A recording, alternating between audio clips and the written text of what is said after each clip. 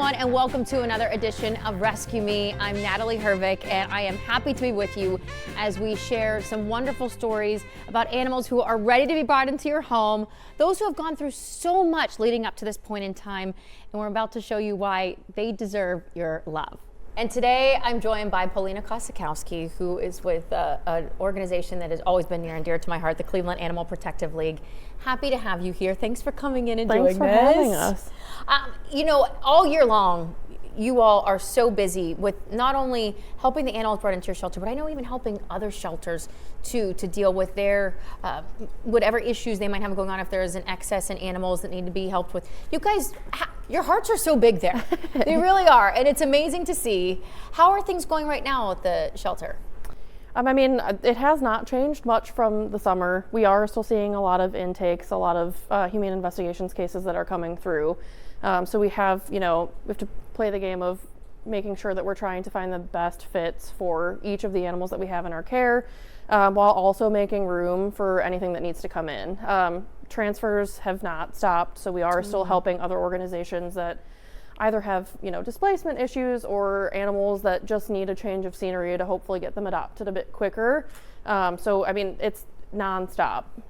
I know, and I know that depending on the season, it doesn't change. You might see different animals for different reasons, though. In the wintertime, what are your cases normally come in? Does it have to do with the weather and being cold outside? Cold weather calls are definitely something that we see a lot. I think that's where our humane investigations team makes sure that they're out and doing a good job of educating the people that they're talking to when they're going to these houses and seeing these things, obviously taking in anything that needs to be brought in emergently on days like today, especially where it's below freezing, well below freezing, where we have to really make sure that we're taking care of what's in our community, but also looking at what we have in population. So medical emergencies are also something that we see. It's just you see more frequently the cold weather calls, unfortunately. And a lot of people say, oh, my cat's an outdoor cat, or my dog is used to staying outside. Please, it is a reminder in these temperatures. They can't withstand this. No, I mean, if you're cold, they're cold. That's the saying that I will use all the time. I did not want to get out of my house this morning to start my car to get to work. I can't imagine what they feel like being out there for longer than even just a few minutes. Well, you talk about, again, and we're discussing all the ways in which you help both animals in the shelter and ones from other shelters.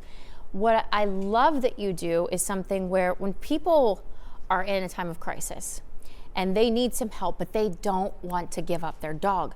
Or is it cats and dogs? You are able to help them in these scenarios. Cats and dogs, yeah. So Crisis Safety Net is a program that we established last year, so it's hit its full first year mark. And it's usually clients that our social worker is working with to kind of establish what that 90 days is going to look like. So we have fosters that are lined up to provide that emergency care for those animals. They come in, they're vetted fully.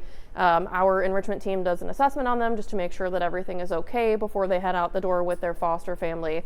But those dogs stay with a foster family, get whatever medical treatment that they need while they're under our care, obviously, and then are reunited with a family. I will say that there is a family that I saw get reunited a couple weeks ago. It brought tears to my eyes to see beautiful. How thankful somebody was for a program that just started. And that dog, when she saw her mom again for the first time in that 90-day period, I can't even imagine. She was so happy to be reunited with her family. Oh, you guys are amazing. There's so many wonderful things to talk about. I say we continue the discussion, but let's bring in the dogs to meet them too. Sound good? Sounds good. All right, let's meet the first one here. All right, Paulina, I think this has to be the sweetest little pit bull I've ever met. Is she a mix or is she a straight pitty? I mean, our guesses are always hit or miss. I would say that she is definitely a mix of some sort. Obviously not knowing, but bless you. Confetti is 5 years old. She came in through a humane investigations case. Obviously some neglect. She was emaciated when she came to us and has gained some weight pretty quickly. Weight back. She looks great now. Yes, she does. She looks way better than she did when she came in. But she also has spent a lot of time with our volunteers, staff, things like that, getting that TLC. That time is so precious for them. It is so important for them.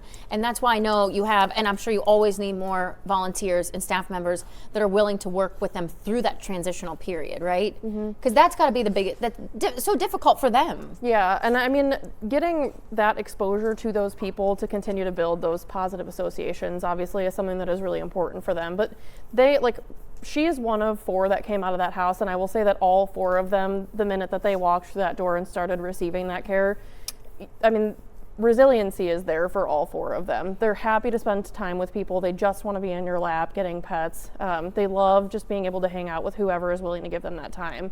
But that is where, you know, volunteers, staff members obviously come in to be able to offer that help. She's loving the scratches. The leg is like she's almost doing a split. She loves it so much. So they all came. She was part of this humane investigation, all from one house. Were we looking? Hopefully, she was not abused in any way, like physically abused, and just It was an abandonment situation. Okay, so abandonment. we obviously don't know a lot of the details, but we do know that all 4 of them came in very emaciated, very neglected. So they've obviously gotten that TLC since they've been with us. One of them has actually thankfully been adopted since they came in. The other 3 are still waiting for their forever homes, her obviously being one of them. Look at this face. Look at those eyes with her little lightness around the tops of her eyes. She has that multicolored look. She's just beautiful, and her demeanor. She's just so sweet. Her She temperament. loves to just be around everyone. Do we know what she would be like with other dogs? She's pretty good with other dogs. We've had her around a couple of other dogs. She's more of a meanderer, likes to mosey, kind of hang out, is more she coexists. She's not overly playful, which is nice. And she is a good age, so she's not necessarily one that you have to do a whole lot of time in training with. Come here, Mama. But she is one that she knows how to sit too. I saw her sitting. She did. You want to try sitting? Sit. Good girl. And I don't even have a treat. Oh, there we go. We got a treat. I was going to say, that's terrible. I don't even have a treat to give. So she would seem to be an active dog if you want to take her on walks, but she's also very mild temperament too. Yeah, she's kind of the best of both worlds, I think. She definitely knows how to have fun when she wants to have fun, but she's also just down to hang out. Especially on a day like today where everyone wants to be snuggled up on under a blanket. I think you'd be a great snuggle bug. Do you want to snuggle bug with me? I would like to snuggle with you. She's precious. She's got that little smile going too. We got to get her into a good home. She definitely deserves one. Thank you so much for bringing her in. Yeah. We're gonna meet your friends now. All right, we're bringing in the man of the house now, Rocky here with his bow tie. You are too precious. How much do we think he's a big dog? Oh, probably easily 75. And at the same time, do you see how he just wants to sit on your lap? I love how the biggest ones sometimes are the ones who think, hey, I'm a lap dog, put me on there. He's also one that you find often in his kennel, just like passed out on his bed, won't even get up for a treat. So he's definitely... He likes to chill. Yeah, he's very easygoing. He likes to do whatever everyone else is doing as long as it's like low energy vibe. All right. How did he come into you guys? So he was an owner surrender. He came in with another dog. The owner fell on hard times and just couldn't continue to provide adequate care for them. Obviously, they look well cared for. Yeah, you definitely don't look like you missed a meal. Boy, but sometimes, good. Obviously, they fall on hard times. It's just not realistic for them to continue to offer that care for them, which is where it's nice to offer that sanctuary. He is one that I'm a little puzzled on, though, because he's been with us for almost 2 months now and hasn't been adopted. And those lips, I don't know how anybody could resist. How can you resist that face? Now, how is he with other dogs or even cats if someone has those in the house? I don't think that we have a history with cats, so we would obviously always recommend that you do a slow introduction. He and his brother got along well. I don't know that we've had a whole lot of history of him with dogs that he's not used to being around. Which is where we would also just recommend you bring in your other dog. Well, you have clean teeth, my friend. You look like you have pearly whites over there with beautiful. He does love to chow down on the snack.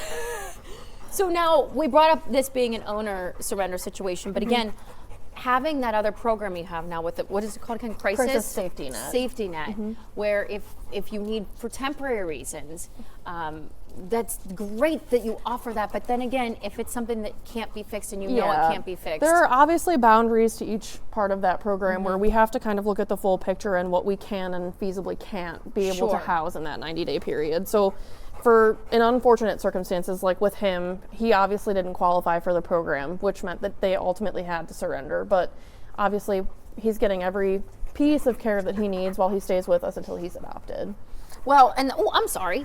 And the last thing you want is for a dog to be left in an abandoned situation like Confetti was. So this is something where work with your local law enforcement, work with the shelters, and the last thing we want is for you to just leave a dog somewhere to fend for themselves. Yep. I mean, so keep that in mind if you're in a situation like that, but also keep in mind that he's up for adoption and he needs your love. And he's got a lot of love to give, clearly. All, what do we say, 75 pounds of him, probably? Yeah. I mean, it feels like more when he sits on you, but 75 pounds. Depending on how he sits. See, they're just lovable little lap dogs, right? All right, we have one more friend of yours to introduce. Sound good? All right, we got a happy one here right now. Well, this is Flint. Hi. Oh my gosh. Okay, Flint looks like he is very energetic. He is probably runs in his free time a lot, I would say. I could see you having a lot of energy. Now, how did he come into you? So he came in as an owner surrender. Family also was at a point in their lives where they could no longer care for him. He has been around children, so obviously does well with kids. He is also one of the dogs that we have in care right now that often goes out on field trips. So he gets to meet a lot of new people while he's out, obviously. Also does well with other dogs. The only thing that we don't have history on him with is cats. Okay. So obviously just another reminder that slow introductions are always preferred because he's obviously getting used to his new space. He's really cute. I mean, his mix is interesting. Yeah, I don't know what we have him labeled as. I think we might have gone with retriever because he looks like he's so many different breeds. You really do. You do. But he's handsome. But you're lovable. Oh, thank you. Thank you. I got a lot of kisses on that one. No. He just, look at this. You were just, and again, this is an environment, I always love when we bring them in. You have to remind everybody, they're not used to this environment. So to be in this environment and still be so energetic and just wanting to play and enjoy himself, I think he would adapt to homes very quickly. Yes. Yeah, and I mean, the field trip notes that we have gotten from the individuals and the public that participate in our Dogs Day Out program have nothing but rave reviews. Tell me more about the Dogs Day Out program, which I think this is so great that you guys have this. So members of the public can sign up through our website. You get to take a dog out of the shelter for a day. Flint is one of those So for a whole dogs. day, you can. So you have. Do you have to be a volunteer first to do that, or Nope. no? You could be traveling in from like Vegas for work and be able to sign up for the program just to get a dog out of the shelter for the day. So they're also advocates in trying to help get these dogs into homes. Obviously, they posted their stories, they tag us in them, and then we put our work in to make sure that we're sharing. Come here, buddy. Come on. We're sharing those posts. Come here. Oh no. So that's so great because I do think sometimes you probably end up, people will do that and then they fall in love with the dog and they want to keep the dog. We actually just had one that went out who I was going to bring today, but the family who took him out for a field trip. Oh, it is the best way to test out an animal. Yep, and it is. And then if it doesn't work, you give them the day of their life. And a lot of the dogs come back. I mean, they're so much less stressed out. They're tired. They have, they've had a long day, but a fun day with a lot of people who have been giving them that extra love and care that they need while they're in our care. Well, and again, what you're doing, I know that it can be overwhelming with people wanting to surrender their animals and such. So what you can do financially, even $1 a day, whatever you can do to help to be able to get the dogs that are in there out of there so you can keep bringing in these animals no matter the cause is so important. You guys do a phenomenal job. I think there's only one drawback to this dog, and it might be the fact that you like to get a lot of fur everywhere, and that's it. I'm gonna need a lint roll. Listen, it is worth it. You are precious, Flint. I can't thank him enough for being here with us today. I can't thank you enough for coming in. I think he's really glad that we came, so thank you for having us. And again, we have the website up on the bottom of the screen. You can always go to the website. You can look for the dog that might be right for you on their website. If it's not one of these, which I don't know how it couldn't be, but if it's we have not, plenty of others that are looking for. Plenty of others to go around. He's a doll, and I thank you, Paulina, and all the wonderful work you guys do at the Cleveland Animal Protective League. All right, Flint, you want to get a home? We can get you home, bub. He's ready for a run. I thank you for being in here. Thank you for joining us. Go to that website, find them, and adopt them, and I'll see you on the next Rescue Me. I'm Natalie Herbeck. Have a great day, everybody.